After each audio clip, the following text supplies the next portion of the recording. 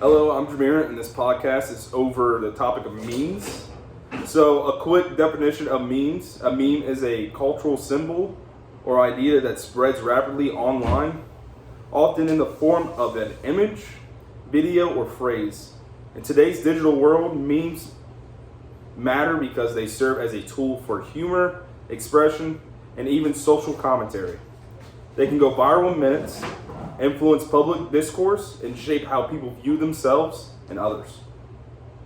My personal connection with memes, I've seen memes from everywhere, from my group chats with my college friends, my friends back home, and even like group chats with like professors. And I feel like memes have a strong push on this newer generation because it's almost like a way for not only my generation but the generation younger than me to express themselves through like visual imagery. So a quick overview of what we're going to be talking about today. I'll walk you through the history and evolution of memes and how they function as tools of communication, their role in shaping identity, and share insights from a real life interview with a college student who loves memes, who is Nathan Conley. And then a quick summary of the chapter that we went over. So memes are more than funny internet content. They are a way people share ideas, emotions, and identities. They often remix popular images of formats to reflect current events, personal feelings, and social commentary. Memes spread rapidly and evolve as they spread or as they are shared, making them a form of very widespread media. The chapter also highlights how memes can create in-groups, shape public discourse, and sometimes be used for harmful purposes like spreading misinformation or hate speech. That's what you see a lot these days.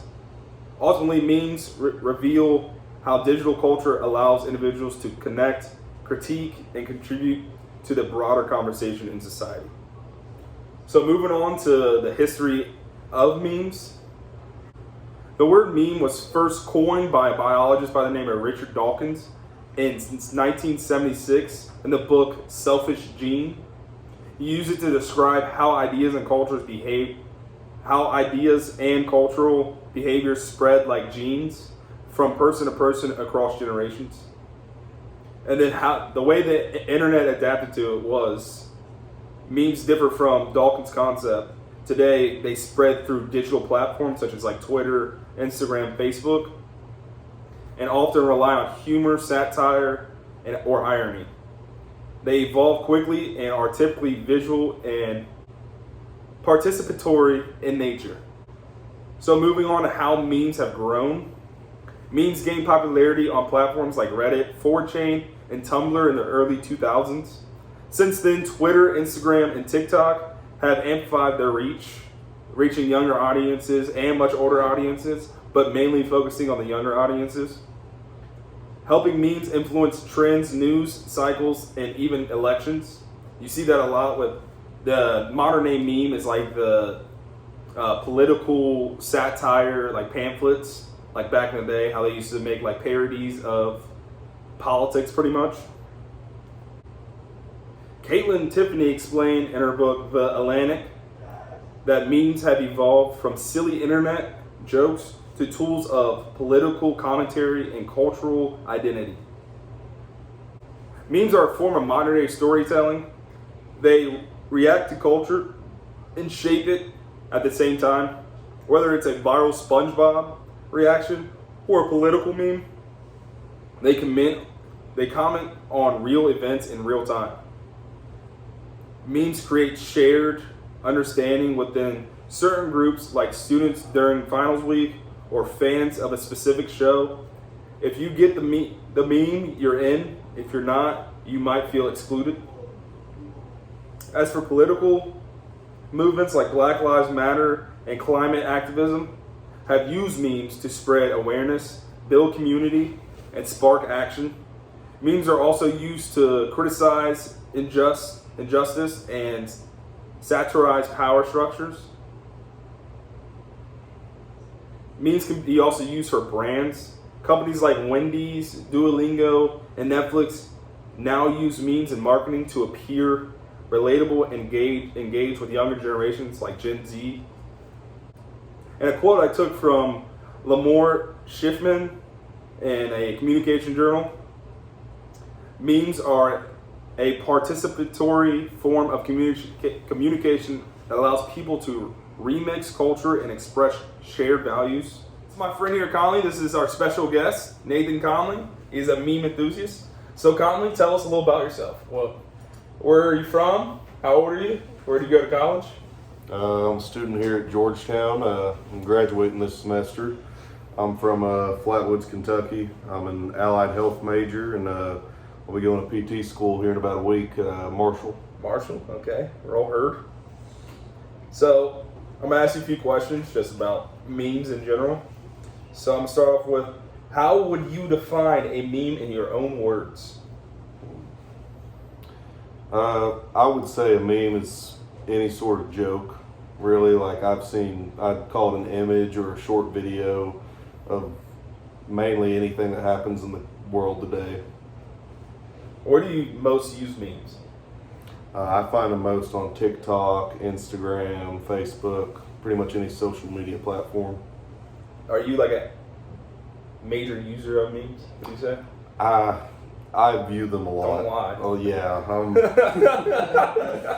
I'll get on Instagram for about 30 minutes and just scroll through memes, and then I'll get on TikTok for another 30 minutes and scroll through memes. And what are like the go-to memes you use? Like what do they consist of? Usually I get it's ones. Not derogatory. Yeah. I usually see a bunch of sports memes as well, like making fun of players like Jason Tatum. Okay. I do not like him at all, so I love to see when people get on the internet and make fun of him for being a fraudulent star in this league like he is. So mainly like sports memes? Yeah. Those are the go-tos? That's usually what I see. Yeah.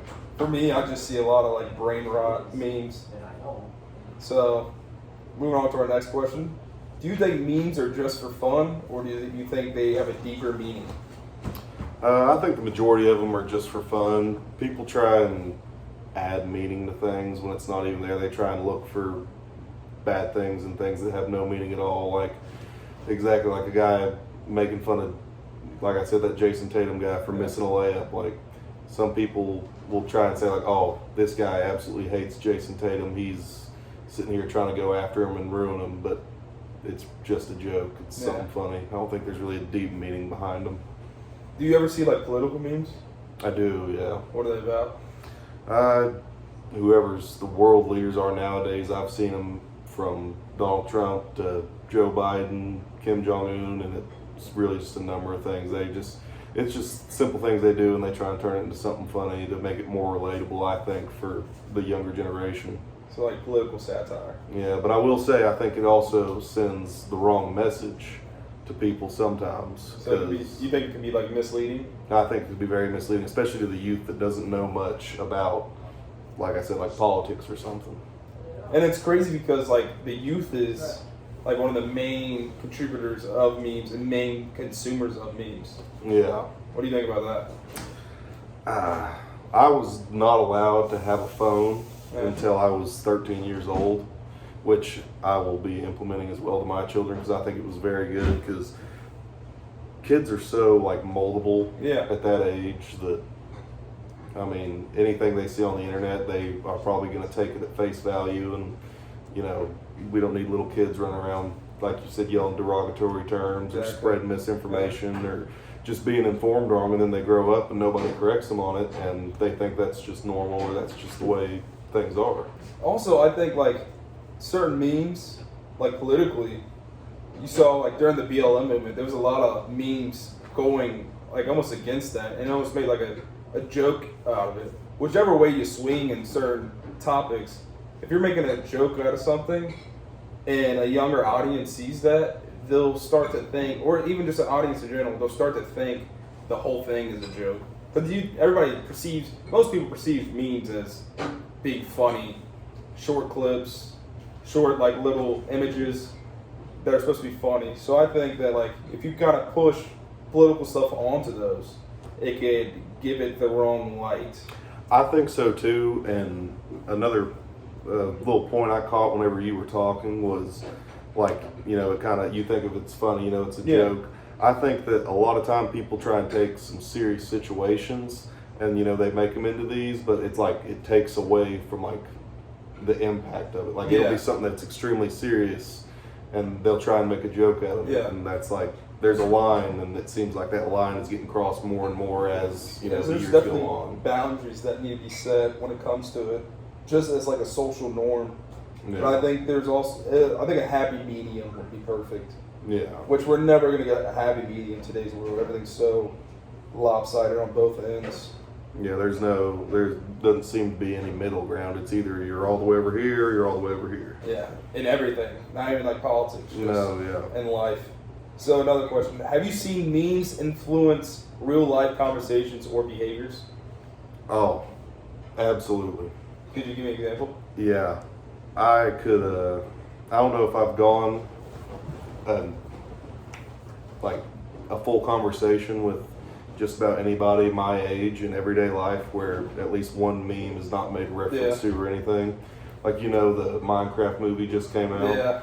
And I will be just sitting in my room watching TV or something, and I'll hear one of my roommates just yell, "Chicken jockey," at least 4 or 5 times. No, it comes with like the new term brain rot. Yeah. Like I see, like I have a younger brother and I have a younger niece, and the stuff they say is just, it goes right over my. I feel old. I'm not even old. Yeah. I'm about to graduate college at 21, and I'm supposed to be the young one in my family, but the vocabulary just of the younger generation is completely different. And I think it's due mainly to like what they're consuming on the internet, and that has to do with like memes. It is, and the internet's such a bigger thing nowadays. Oh yeah. I'm not saying we were born in the dinosaur ages, but internet was still growing to what it is now. Whenever we were growing 100%. up, like I never even had I didn't have a phone until like high school. Yeah, I was about to say I got mine like middle school. Yeah. And it was just like, and then like take Instagram as a prime example. Yeah. It used to be something like you went and you posted a picture of like what you were doing that day. 10 likes. Yeah, 10 likes, whatever. Now you go on there and you're watching that short form content, and you can scroll through it for hours and hours, and that's got millions and millions of views. And what do you think is the worst contributor of like misleading memes? Like not so much derogatory, but like I would say like bad memes, like something you would put in like a bad category of memes. Like that's not good for, say, younger audience to consume. Well, what is like the leading app for that? The leading app?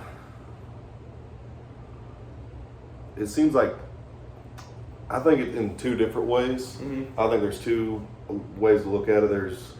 I think TikTok is like constantly promoting more and more like sex, like sexualization. Like you see, girls on there dance around half naked, and that's what they see and all this, and then you have 12-year-old girls growing up and they think it's okay to go around and be wear nothing and do all this stuff, post all this on the internet.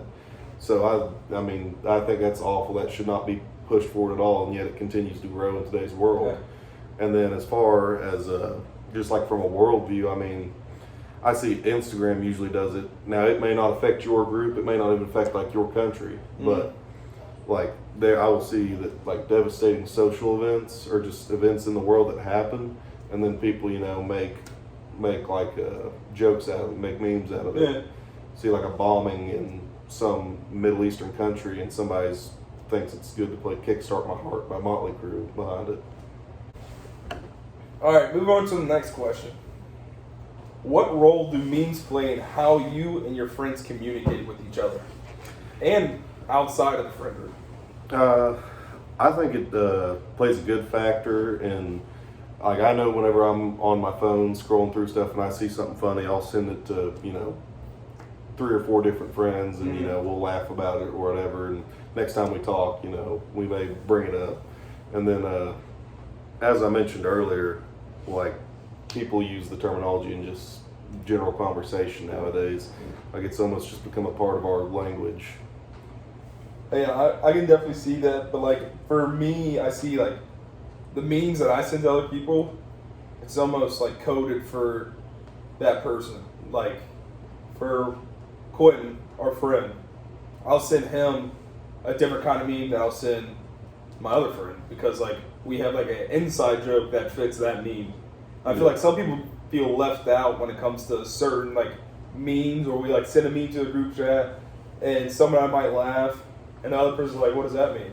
And it kind of comes with like a weird communication status within the meme. It's like if you know kind of thing. Yeah, I would agree with that because there's been plenty of times where, you know, I'll go and hang out with a group of friends and there's a couple of them that'll like say some word or some phrase and they'll just think it's hilarious and I'm just like, You're standing there blank. yeah, like what does that even mean? But on the flip side, it can actually bring it closer to people. So I've seen that like when I first meet people and say like the chicken jockey reference. No, Say I meet a guy and he's wearing a Minecraft shirt. no. I go up to him and say, "What chicken jockey?" He's like, "Oh yeah." Yeah, he definitely, yeah. And then it's like, "Oh, I just made a friend." Connection's already built. Exactly, It's through kinda like an icebreaker. just a meme, Yeah. just simple, Well, I simple mean, as that. think of it like the account Friday Beers and Almost Friday Yeah. on Instagram. They make those memes every Exactly. week, and they sell those shirts. And you see people wearing those shirts, you know that you all probably have very similar interests. If you're both getting like, if you That's see a true. shirt you like, you see somebody wearing it. It's like, okay, this guy, we've got things in common already. It's weird because it's like it's a form of like non-verbal communication because you wear memes like for that like Friday Beers. It's a meme. Yeah. It's like thank God it's Friday, or it's almost Friday. Yeah. Is it almost Friday? They do. It's almost Friday. It's Yeah. officially Friday. Yeah.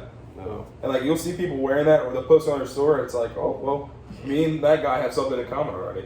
Yeah. We like the same kind of like humor. Yeah. All right, so moving on to our next question: do you think memes ever cross the line? This is kind of diving back into some of the stuff we were talking I about. definitely think they do.